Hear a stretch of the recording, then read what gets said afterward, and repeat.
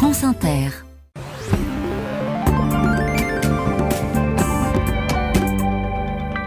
Et Kevin, nous sommes d'abord aux Philippines, où l'ambiance politique est délétère. Des accusations de complot, des dynasties familiales qui s'allient puis se déchirent. C'est quasiment Game of Thrones. Pour bien comprendre, voici les protagonistes. Samedi, la vice-présidente Sara Duterte affirme qu'elle est visée par un complot venant du président Ferdinand Marcos. Lors d'une conférence de presse, elle déclare « J'ai dit à mon officier de sécurité que si je me faisais tuer, il fallait qu'il tue le président. » Depuis l'affaire s'est emballée, c'est désormais Sara Duterte qui est accusée d'en vouloir à la vie du chef de l'État, autour duquel la sécurité a été renforcée. Le président lui-même, dans un discours aujourd'hui, parle de tentative criminelle. On parle bien là d'un président et de sa vice-présidente, deux héritiers, d'un côté le fils d'un dictateur, de l'autre la fille de l'ancien président controversé Rodrigo Duterte.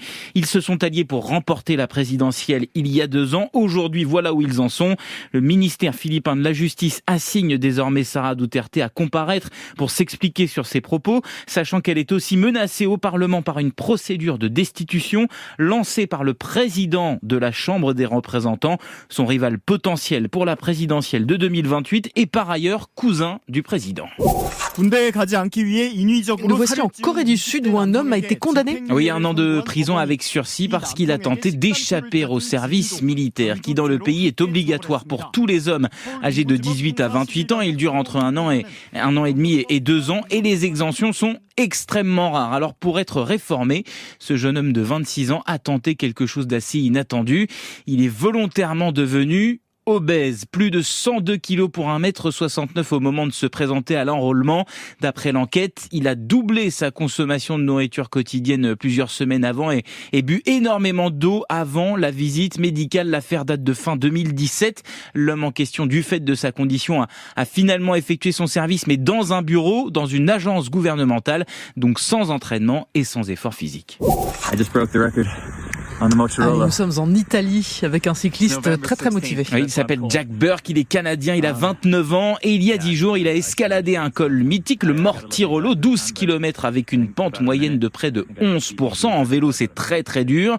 Son temps, 43 minutes et 45 secondes, soit une bonne minute de moins que le record établi en 2019 par Vincenzo Nibali, champion italien, vainqueur des 3 grands tours. Et sur l'application bien connue des sportifs, Strava, il a accompagné Jack Burke son record d'un message « Je veux juste ma chance en World Tour, n'importe quelle équipe, n'importe où, n'importe quand ». Jack Burke chasse les records en fait pour attirer l'attention parce qu'il estime être passé à côté d'une grande carrière de cycliste. Il a couru jusqu'en 2022 dans des équipes continentales, des divisions inférieures, mais jamais en World Tour, l'élite du cyclisme.